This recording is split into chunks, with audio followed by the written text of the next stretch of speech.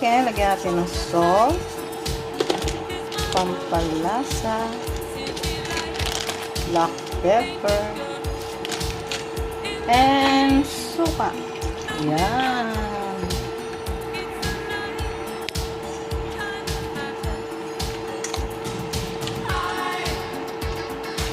Lagyan na lang natin ito pag-fried. Marinate muna natin ng 30 minutes. Ayan.